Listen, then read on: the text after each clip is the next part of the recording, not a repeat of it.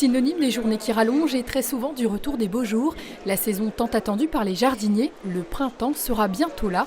Et pour ne pas être pris au dépourvu, certains ont choisi de venir glaner de précieux conseils au salon Green Expo, organisé tout le week-end au centre des congrès d'Épinal. On est venu parce qu'on est très nature.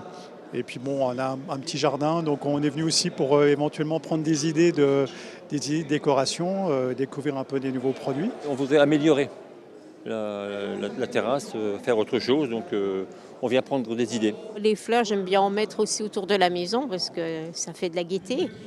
Mais on n'est pas très bon, on ne réussit pas toujours, donc on demandait des explications à ce monsieur. Il nous a donné plein de renseignements par rapport aux engrais, au terreau, etc.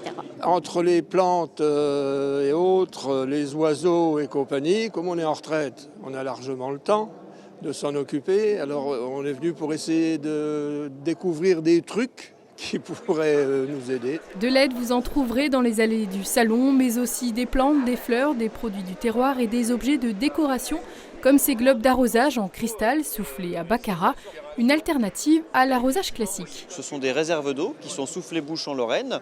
Et en fait, on la remplit, on la plante dans la terre et ça arrose la plante quand on n'est pas là. En même temps, c'est un bel objet de déco. C'est vrai que sur les plantes, on se rend compte qu'il y a un peu les deux écoles, des gens qui vont trop arroser, des gens qui vont pas assez arroser.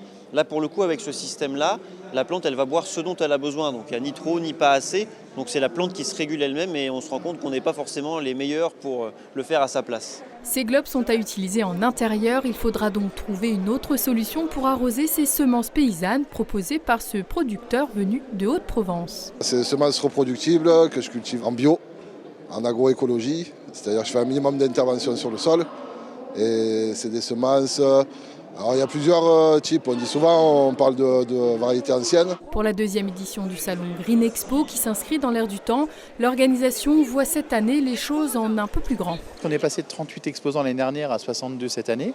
Et puis globalement une offre qui est beaucoup plus étoffée que l'an passé. Et puis des animations aussi qui sont complémentaires. Par exemple une ferme pédagogique, Cultura qui va faire des ateliers. Des conférences aussi, on a beaucoup étoffé le cycle de conférences.